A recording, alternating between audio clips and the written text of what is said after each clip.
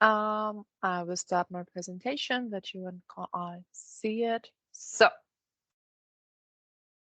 I hope it's okay for everyone. Can you just give me a shot, Yep, okay? we can see Okay, that. Yes, yeah, perfect. great.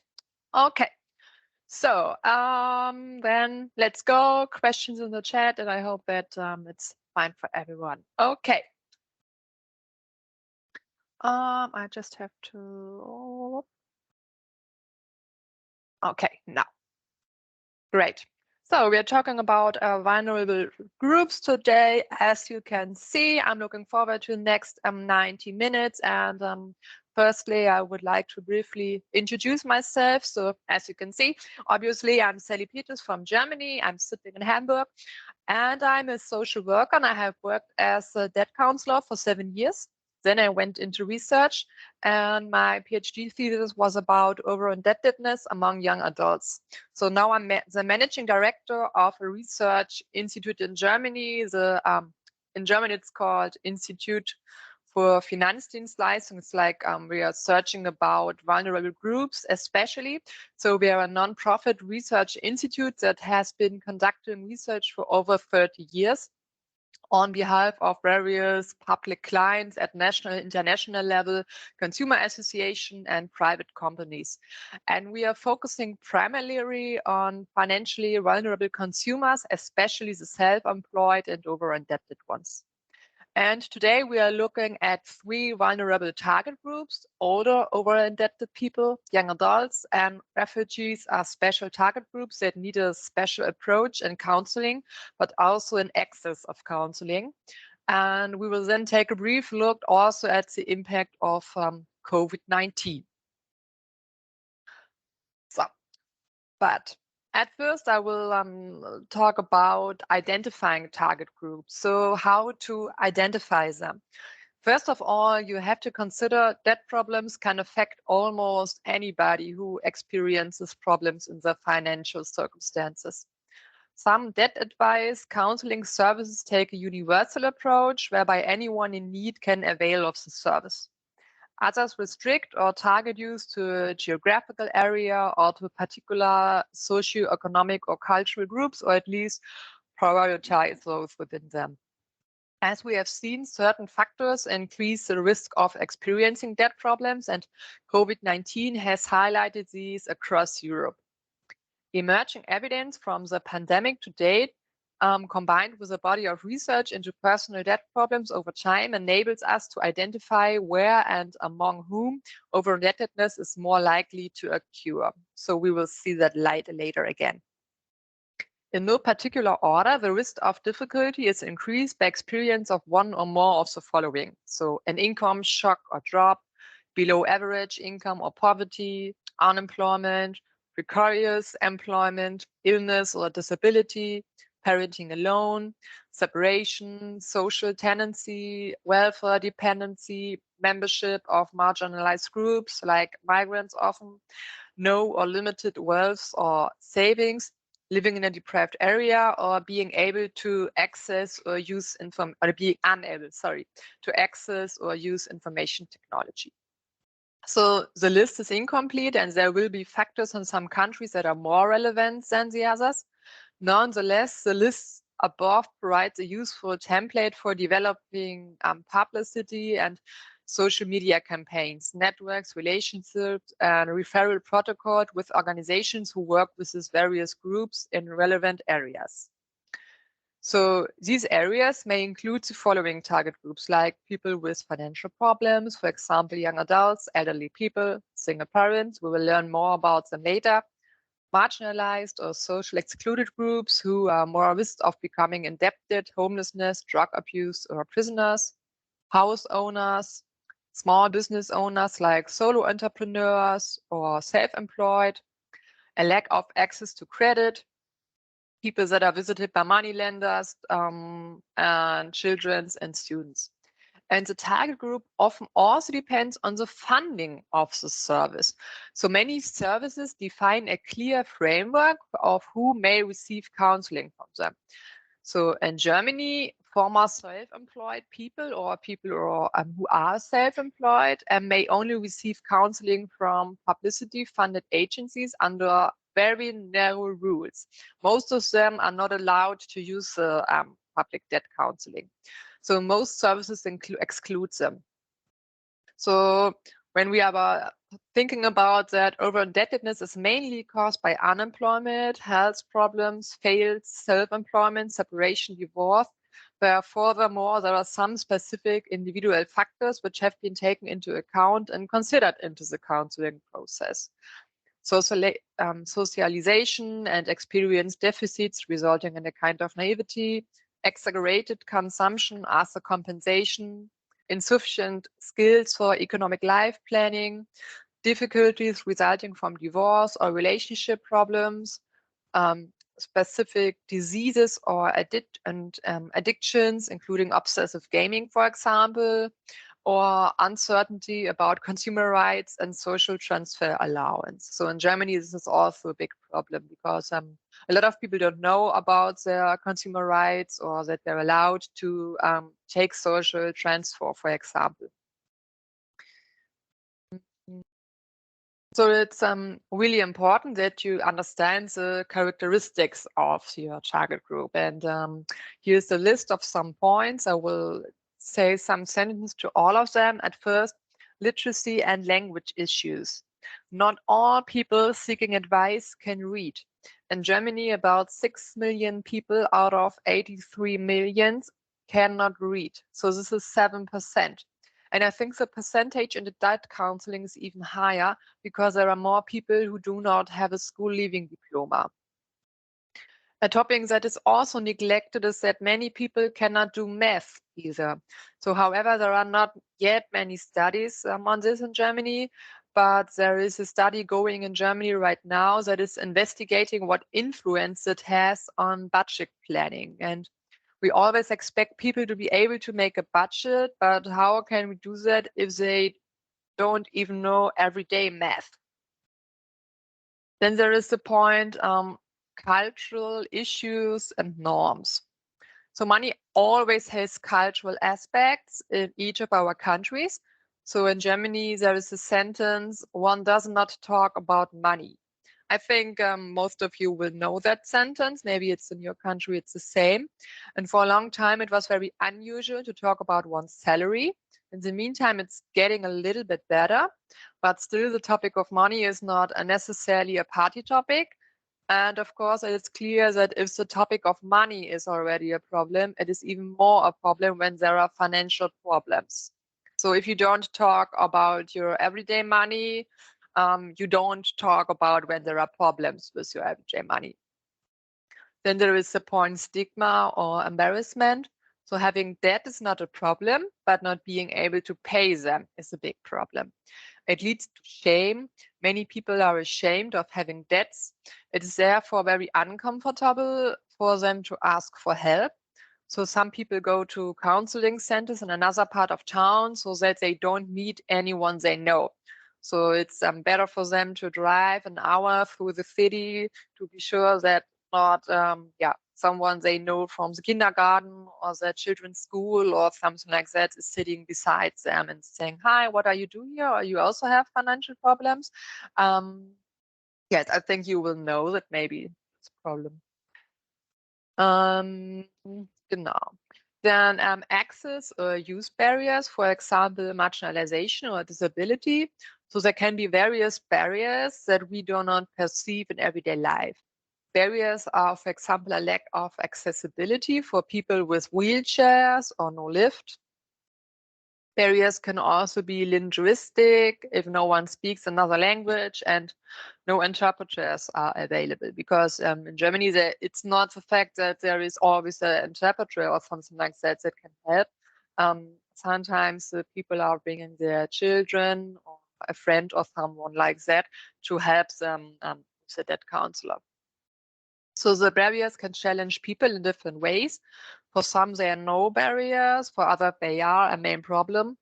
And if clients work during the day, morning offers are a problem. But the barriers can also be practical. For example, if I don't have childcare, so I cannot attend the debt counseling when my debt counselor is saying, don't bring your child, you have to stay at a calm place. We have to talk. So then what is happening? The people is saying, okay, I can't attend because I have no babysitter. So they won't come.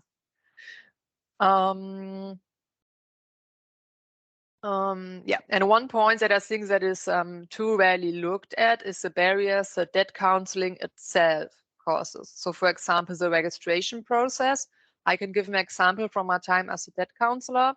For a while, people seeking advice always had to make a list of their creditors in order to register. And some people did not manage to do that.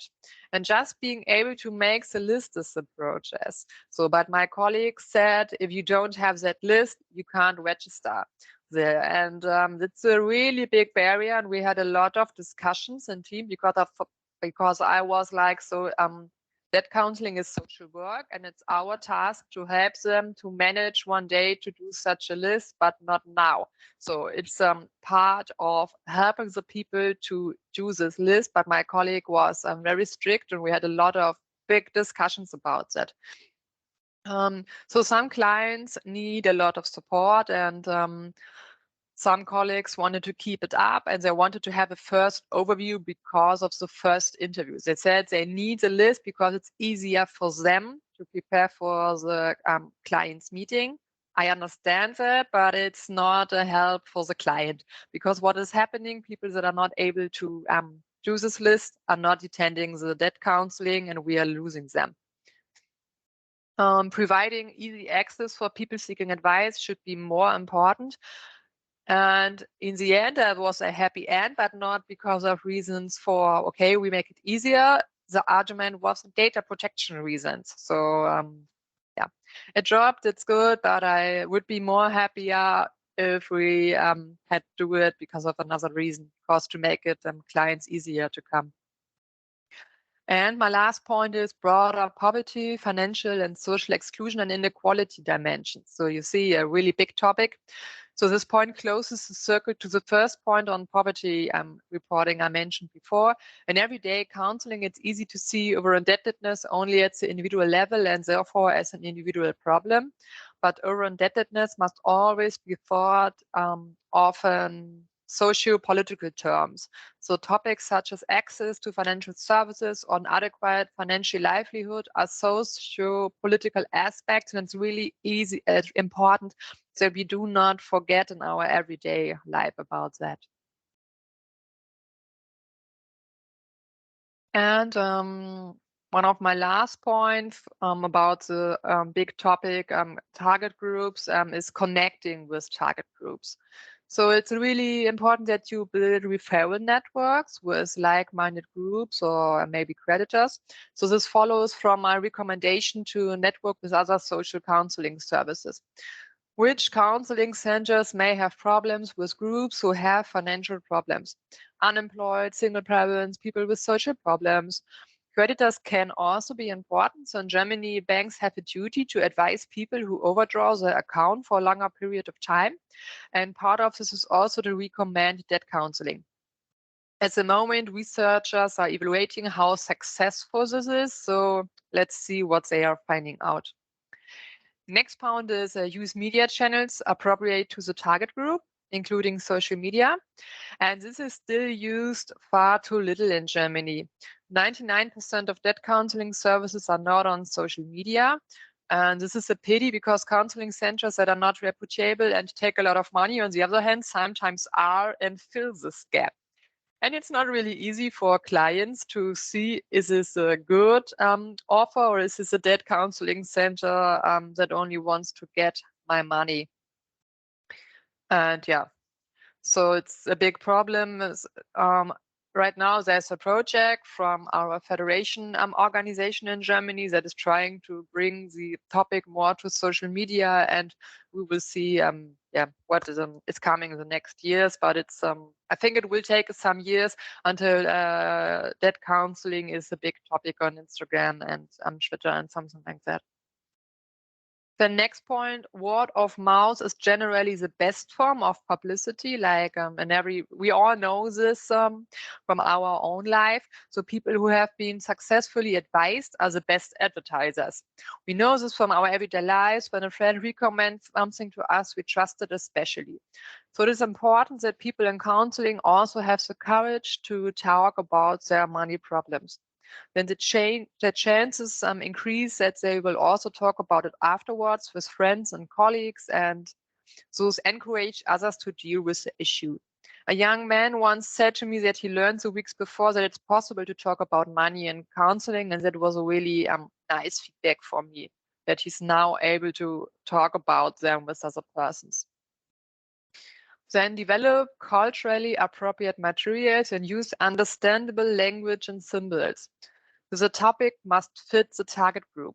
It is important to adapt the information material so that they understand it. If I know that my target group cannot read or understand the language well, short, clear sentences and symbols are important. Material in the mother language is even better. Only understandable material is good material. It's not the point that I understand it. It's the biggest point is that the clients are understanding the material. And sometimes it's better that it's really easy and clear and short, and that they get the main points, and for the rest of them they have me. Then to write 10 papers and no one understands, because everyone only reads the 3 sentences and they don't even get this. So it is better to have simple material and it's understood than too much that no one reads. It can frighten people away from dealing with issues if it's too complicated. They feel embarrassed if they do not understand and do not dare to ask. Because you have always to consider not everyone is feeling comfortable to ask you a question about it, because they're thinking, oh, she's already helping me, and if I now ask a question, she thinks I don't understand. So better be sure it's more easy and so short that everyone is getting the problem. Then get involved in the community education programs in your community. So just have a look what kind of program is available in the neighborhood, community, or city. This could be literacy, numeracy, or financial literacy programs. And there are, for example, in Germany, we have adult education centers. There you can take courses on many topics of little money. And many people don't know that there are also courses on topics such as budgeting, buying cheap, financial education, etc. So it's an emerging market for the last years that the adult centers are offering also these topics. And the last point, directory of debts accounting services, online and offline. People need to know where to get help. And it has to be easy and simple to find. And unfortunately, we don't have that in Germany right now. Of course, you can find centers online, but there is no official directory. It's a big bureaucratic process that is ongoing, but I will hope that there is a solution soon. So let's take a clearer look to over indebtedness in Germany. I brought a table with the age groups in Germany. So the table gives you an overview of the different age groups and how much they are affected by over indebtedness. We see that there is the group of 30 to 39-year-olds are very affected. So it's a rush hour of life in Germany, we say. This age group typically starts family and has much expenses. Sometimes only part-time work is possible during this time, so money is tighter. But even if you don't see it directly in the numbers, other age groups are also challenged for various reasons. So yeah, we will take a closer look today at the younger ones until 25, and at the older ones above 60 years and older, because they're in increasing groups the last years. But we will start with the young ones. So the term youth is basically has a positive connotation in society. It becomes a problem when young adults do not live up to these expectations. So for years, young adults have had the highest poverty rate in Germany. Everyone is always like, what? It's 4 years now, and I'm sure what a pity it will be also the next years. So it can happen very quickly that they get into financial difficulties. They have a particularly hard time if they are not yet in education and have no prospect of a regular income. If financial problems are added to this, then possibly hurdles in finding a place to live, a vicious circle can quickly develop. So then they have financial problems, can find a flat, have problems finding work. And it's like everything depends on the other one and they don't know where to start. It's getting even worse if they receive benefits from the job center, so social transfers. And there are already a few used debt counseling centers whose experiences are absolutely positive and should urgently be given more attention. But yeah, it's just a few. I will hope that there are coming more the next years. But yeah, somebody has to finance it, and there is the problem. Young adults risk of poverty from 18 to 25 years old is at 25%. So they have the highest risk of poverty of all age groups. Some claim that youth poverty is only a temporary condition because young people usually have little money during their education, but this changing at the end of the training phase and through the transition to employment for most of them, but not of all of them. And however, this seems hardly apply to those seeking advice from the debt counseling service. So the Federal Statistical Office differentiates those receiving advice into various age groups. And for example, 68% of the 20 to 25 years old do not have a school leaving certificate. And the rate of unemployment or unemployed and otherwise inactive young adults is 78%. So a correlation between over-indebtedness and employment is really clear. And the salary garnishment can lead to dismissal, and that can also be a problem to pursuing activities that are directly related to money, such as working at the cash register. So when you're working in the supermarket and have access to money, it can be a big problem if the supermarket will get to know that you are having money problems. And for the young age group, telephone contracts, online shopping, and debts due to travel without paying are an additional important cause for indebtedness and leading to over-indebtedness. Like I mentioned, in Germany, there are a few debt counseling centers that specialize in young adults, but they are very important and they are focusing on the following aspects. So low threshold both in terms of access and in terms of attitude for the counselors. That means an atmosphere where everybody feels welcome. The people do not have to complete various tasks like budget, list of all desks in order to get an appointment at all. So they are giving a phone call, I mean, I have a problem with money problems, and within a few days, they will get an appointment. So usually in debt counseling, it's taking a few weeks to get a first appointment, unless there is something like an emergency hour that have the most of the centers. But when you are arriving at the youth debt counseling, they have the aim that within a few days, so you get in 1 to 2 hour talk to the debt counselor that you can react directly. And it's really easy to get the appointment. So they most of them even use WhatsApp. For data protection reasons, most of the debt counselor centers are saying, oh, it's a big problem. But at the youth counseling centers, they are giving the best that it's really easy to directly give them a call. So this is about diverse access channels, digital or analog. So you just can buy, give a bell and then talk to them. Most of the other centers, you always need an appointment to get in. So this may sound strange now, but some debt counseling centers are very restrictive. I once worked in a place where you could only register at specific office hours. So only at Monday and Wednesday it was possible to get in and talk about if you get an appointment a few weeks later.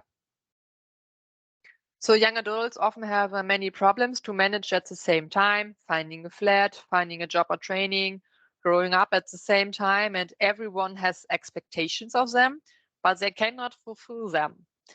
And on the one hand, they are still treated like children. On the other hand, they are supposed to behave like adults. And the pressure on them is sometimes very high. So maybe the most of one of us will remember that from our own time.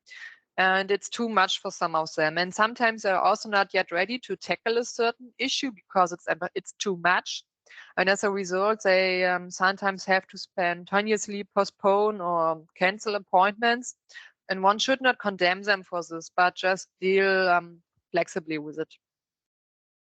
Counseling offer beyond the financial situation without requiring this means that also affects many other areas of life. Like, it can lead to problems with family and friends, finding a job and housing.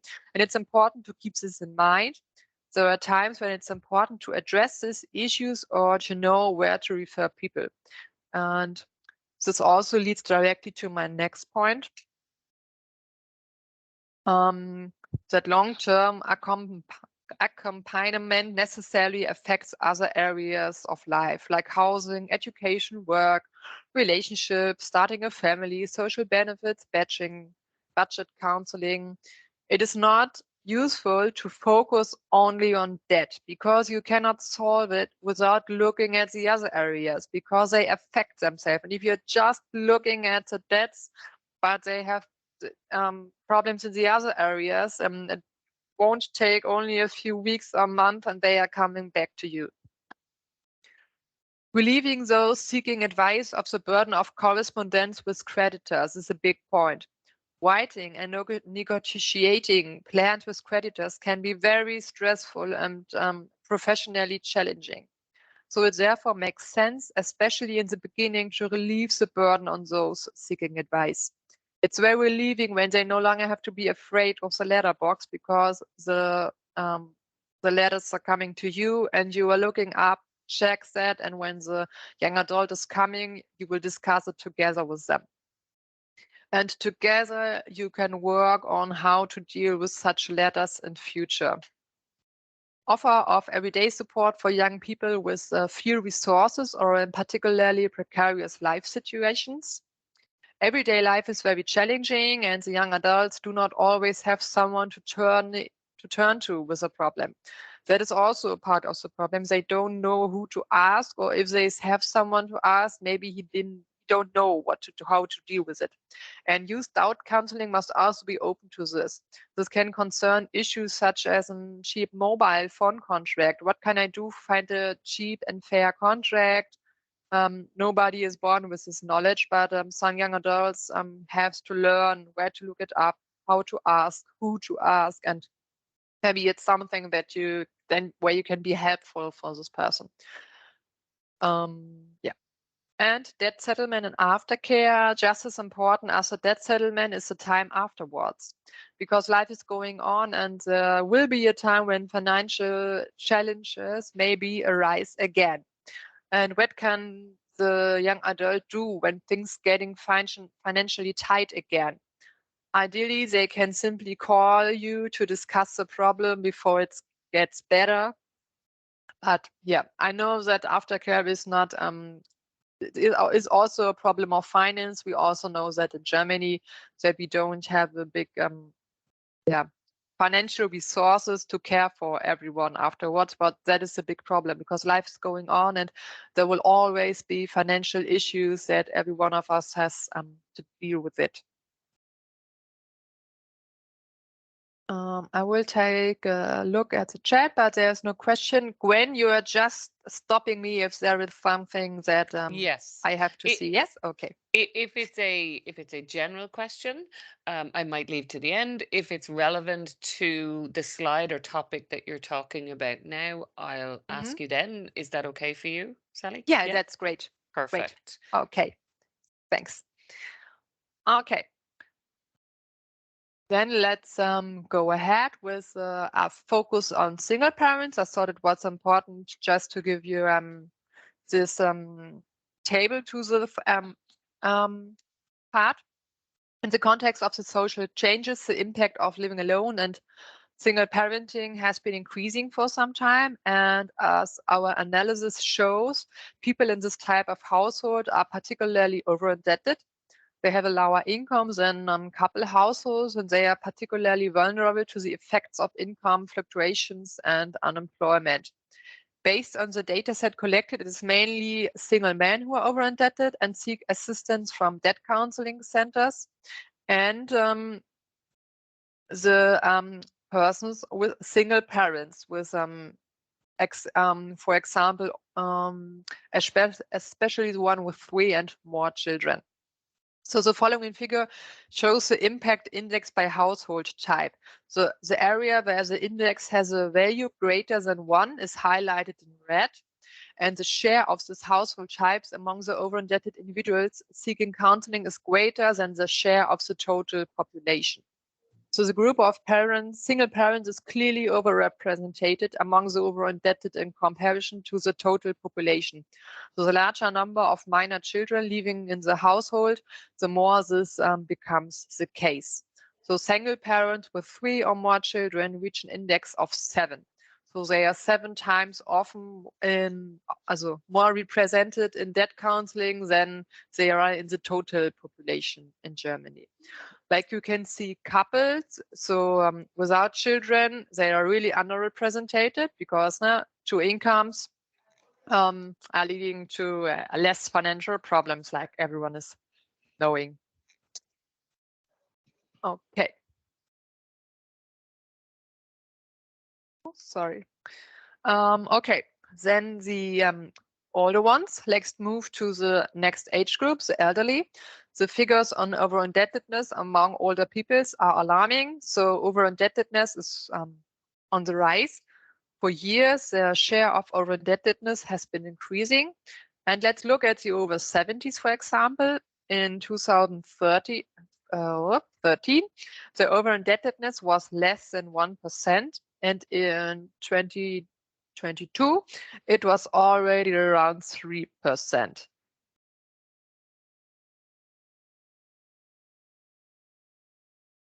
So I listed up the main causes of over-indebtedness at the age group above 65 to 70. So it's illness, addiction, or an accident, separation or divorce, death of partner, failed self-employment, other reasons. So they didn't find a reason from the whole list. So it's listed in a mixed list: long-term low income or unemployment. So in Germany, the most of the people is retiring age is 65 to 67. It depends how old you are. So this is an age group which can be affected by the topic of unemployment.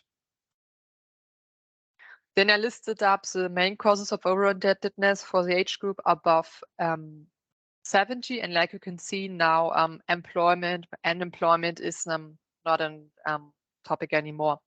So it's other reasons: 50%, illness, addiction, accident, separation, divorce, death of partner, failed self-employment, or long-term low income. So we will talk now about what are the reasons for this. And one big reason that we have is that the pension level is falling. In addition, many people who have been working in precarious employment have not paid into pension insurance and have not been able to build up assets. Women are often more affected by low pensions incomes because they have subordinated their careers to their family and have demonstrably generated lower earnings. And the transition from work to retirement is associated with a considerable loss of income. Many are not informed or ignore the issue. If there are still payment obligations and the budget is tightly calculated, financial problems can arise very quickly, like we all know. And income in old age is usually generated from old age pensions, widowers pensions, occupational pensions, riester assets, state benefits, and things like that. And many people continue to work in addition to their pension to have enough money for their everyday life.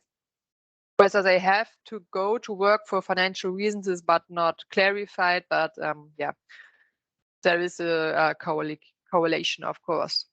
So older people who are advised by us usually live at the subsistence level, so they don't have much money anymore. And the German Institute for Economic Research assumes that there is a high number of people who do not claim basic security in old age. According to this, 60% of those entitled do not apply for benefits to which they are entitled. 60%. It's a really alarming number.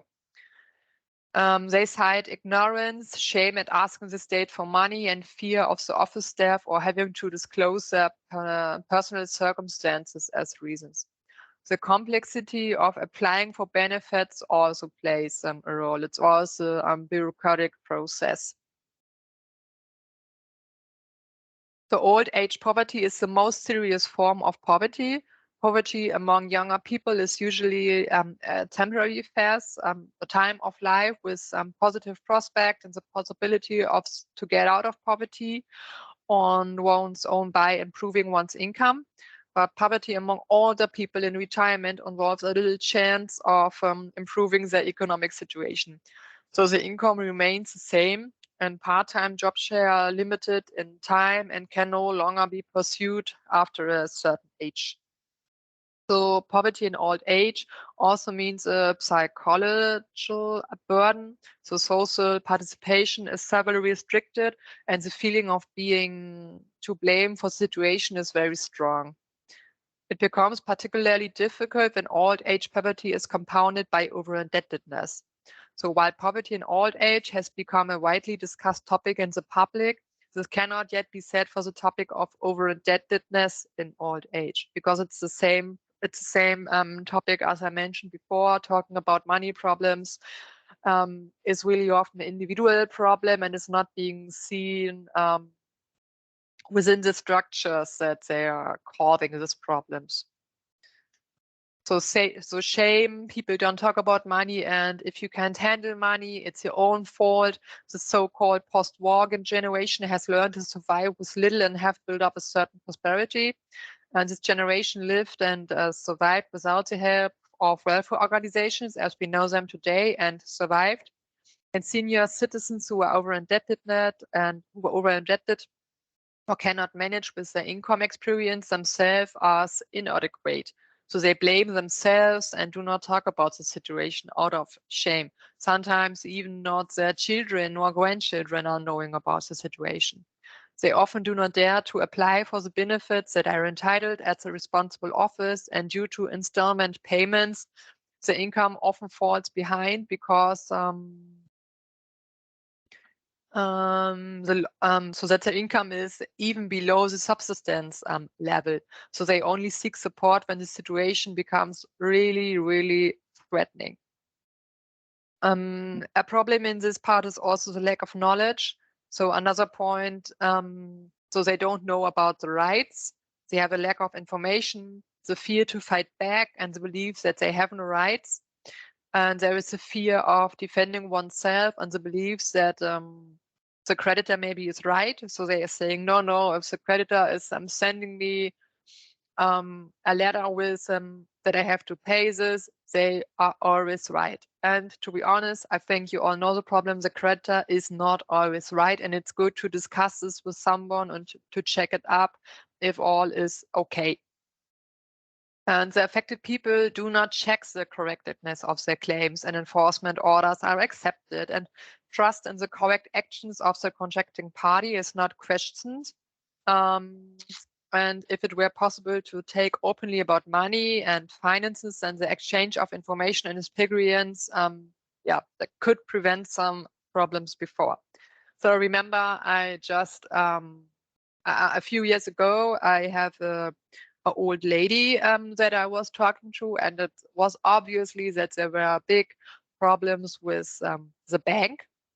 But she was saying to me, I cannot go to a new bank. They brought me flowers to my last big birthday when I got 70.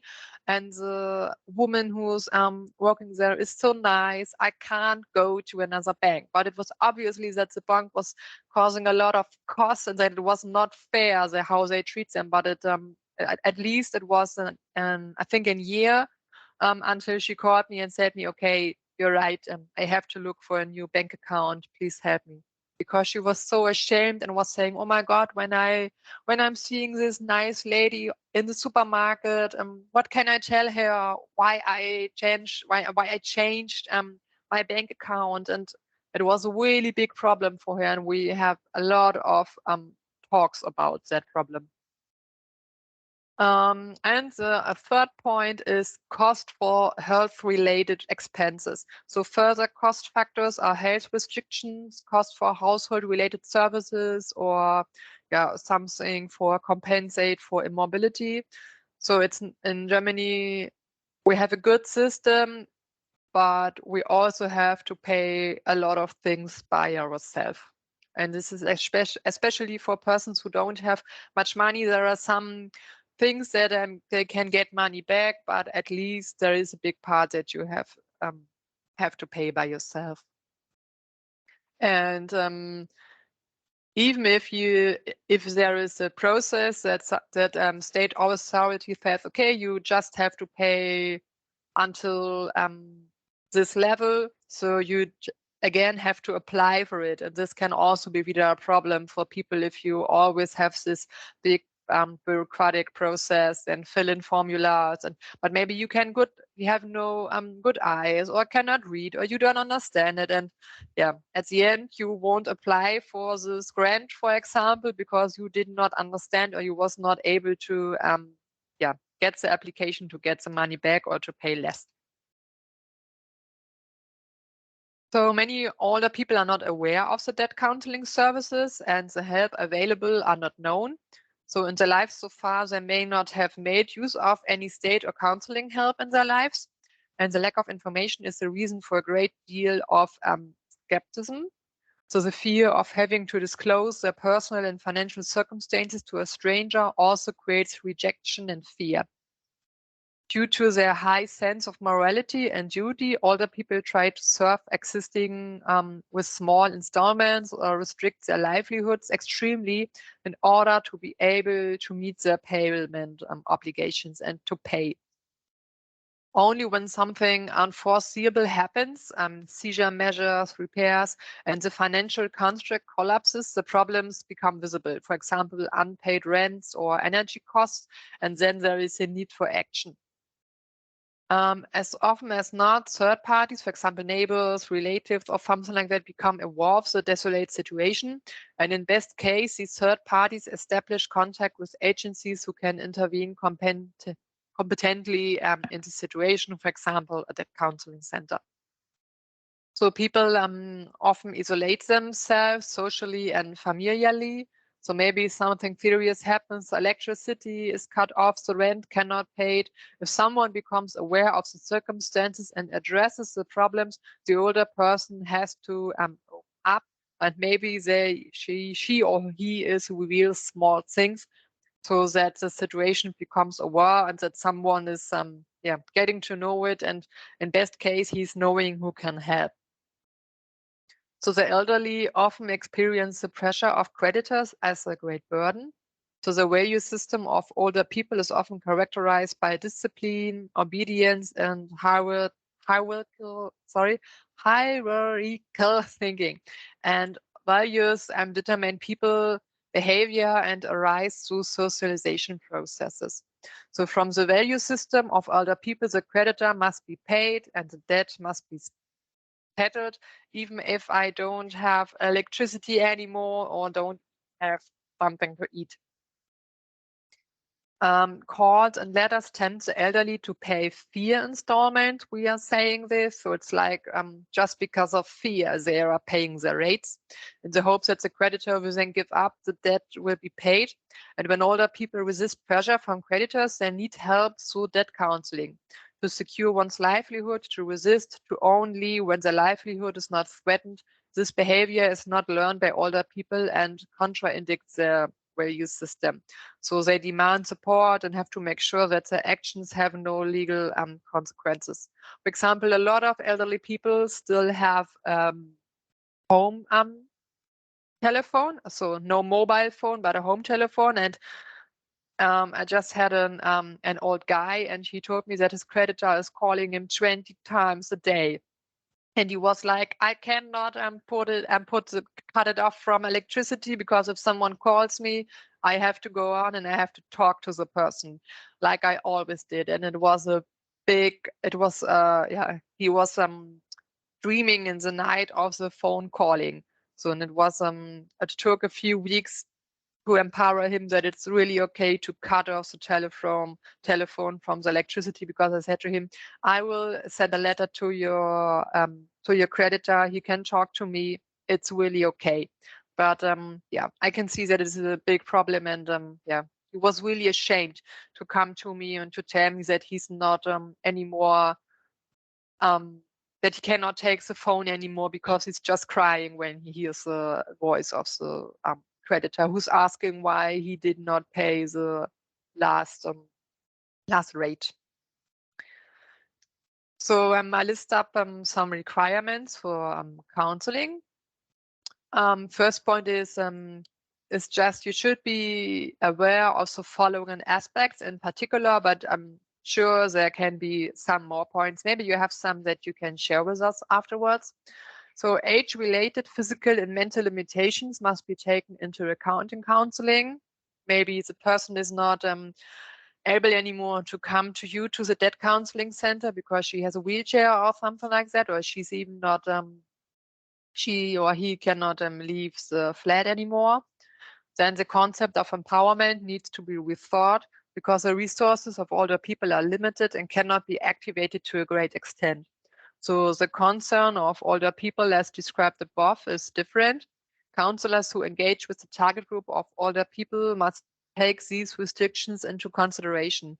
So complex counseling content, such as topics of foreclosure, debt collection, and insolvency law, must be explained in an understandable way. Previous experience cannot be taken for granted, and cognitive limitations make understanding more difficult. So repetitive explanations are not uncommon. So we will all get old one day, and yeah, of course, we know it from our family members. If someone is 80, it's not unusual that you have to speak very slow. This is always a problem for me, like you can see, or that you have to repeat things sometimes more, that the person has the chance to understand that. So with a lack of mobility, home visits are necessary. So the counselors must be mobile and flexible, but this is not possible at all times, because you have your financial restrictions, and yeah, there's often no extra payment for the debt counselors, but it costs a lot of time to go to the person's home. Then the counselors have to adapt their previous counseling approach. Appointments cannot be kept due to physical limitations. Clients do not withstand the pressure of creditors, do not keep the agreements. So the counselors must be prepared for long counseling processes. And if the perspective is alive with debts, then recurring requests for deferment are necessary. If insolvency proceedings are initiated, counseling continues beyond the opening of the proceedings, because documents from the court can be frightening or simply not understood. The insolvency administrator is unknown. The older people have to open up again and disclose personal circumstances, so they can make them feel even more insecure. But in Germany, there's a new project to facilitate access for elderly people. So in future, it is a lot easier for older consumers to get access to debt counseling. So the focus is on an outreach approach. For example, debt counseling is directly provided on site at the senior citizens' homes. Or older people in particular who are in debt or over indebted too seldom seek help from debt counseling centers out of ignorance, shame, or due to mobility restrictions. And with the funding from the federal ministry, so it's in Germany, it's the Diakonie Deutschland, together with other welfare organizations, they will develop a concept for how senior citizens, so yeah, older people can be better helped to seek debt counseling. And yeah, they will test this concept and practice. And we all hope that this will bring a special concept out for elderly people. For example, like the new things for young ones who get an own debt counseling center. I hope that it will lead to special offers to the older one. So I will finish the topic older ones at this point. I just will check the chat. Okay, Nothing then yet for you? okay, No, great. nothing yet. Thank you, Sally. Okay, then I will jump to the next group. These are the migrants. And in Germany, there are 23 million in Germany have a migration background, of which about 11 million have are foreigners. And as you can see, 31% of people with a migration background come from an EU member state. And most of the 23.8 million people with a migration background in 2022 came from Turkey, followed by Poland, Russia, Romania, Kazakhstan, and Syria. And yeah, the poverty risk for foreigners is really high. It's by 35.7%, as you can see. And with a migration background, even 27. So it's always very alarming numbers. So today I especially brought the topic preventive consumer protection, because for migrants it's a really important thing, and because refugees easily become victims of fraud simply because of the lack of knowledge, and not even that they speak another language. Most of them have come from another system and don't know how to use things sometimes here in Germany. And they have a lack of knowledge about the consumer rights and structures of a German society. And this happens, for example, when concluding mobile phone rental and fitness center contracts. So the Consumer Advice Center can help them with some everyday issues such as bank accounts, contracts, energy, and they can refer them then to the debt counseling if there are bigger financial problems. And the last years, there were developed a lot of helpful things for counselors, for example, checklists, template letters, flyers, and other counseling centers. For example, in Germany, the AWO offers such a tool. It's a big list and letters what you have to consider.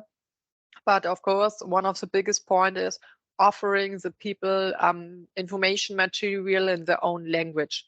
So in Germany, we had a project some years before where the 10 important topics of debt counseling was available, and I think it was 10 languages. But then the funding ends and the project ends. And so, as you know, in debt counseling, there's often a change of rules and laws. And then we really quick had that problem that most of the things we couldn't use because the things, some of them weren't correctly anymore, and that was a big problem. I hope that they right now find a solution for it, because then I didn't was in this I didn't work as a debt counselor now, so I'm not sure how it ends and if I found a new funding, but I hope it, because it's such an easy tool, yeah, to just offer big topics on two sites maybe, so that the person can look it up in their own way. Because we don't have interpreters at the appointment. So if they don't bring someone like family and friends or something like that, it's a big problem. Internet did makes it a little bit easier, because you can use something like DeepL or Translator or something like that, but it's still a problem if someone and don't speak German. Next point is counseling and education. So counseling and education should therefore take the following aspects into account. The refugees themselves have to find their feet in a new environment with a new language and a complex economic, working, and social environment. Or things like labor and financial system who are differently from their own system that they know. And while counselors from all sectors have to keep an overview in an area, many relevant legal bases overlap. And everyday questions of asylum, entitlement, livelihood security, access to the labor market and healthcare access are really complicated, even for counselors. And so you can imagine how it is for the person who is within this situation. For an example, an individual's entitlement to social benefits depends on his social benefits, and this depends on the residence status. And if you have financial problems, it can be a problem even more for that. And consumer centers can be very helpful here. They are low threshold, and cooperation makes a lot of sense. So it's really important to consider be on spot, go there is the claim. So information events for refugees on the services offered by the consumers advice centers in shared accommodations or advice centers, so that you don't wait that the person is coming to you, so that you're offering information activities within community centers or for something like that, so that you find your clients. Free excursions consumer centers, and the group offers centers as an uncomplicated and low threshold way of informing those seeking advice about the service offered, so that it's just that they can take a look and that they know if someday there will arise a problem, I know how to go and where I have to go. Existing multilingual flyers for distribution to the target group should be distributed by multipliers, especially social workers. I just mentioned it.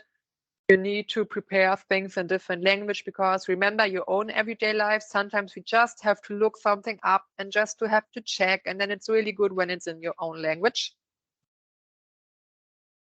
And that directly refers to the next point, simply language, so that everyone is able to understand. It's better, easy, short, and clear, that the people are getting the main points.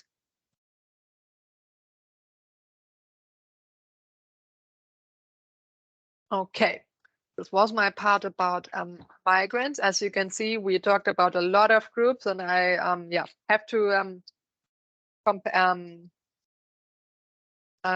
bring it really to the point. If there are questions afterwards, please don't worry and ask.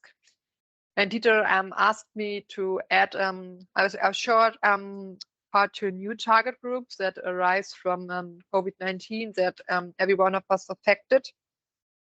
And due to COVID-19 pandemic, there were two main developments to observe in Germany. More people came who had temporary financial problems and sometimes only needed a brief advice on how to deal with them, but otherwise had great self-help potential. So for them, new offers such as video appointments were also extremely practical. The situation who needed comprehensive support due to a complex problem and who could hardly take advantage of phone counseling due to language barriers, for example. I think video is a great thing in that counseling, because people who are not able to leave their flat or something like that now get easier access.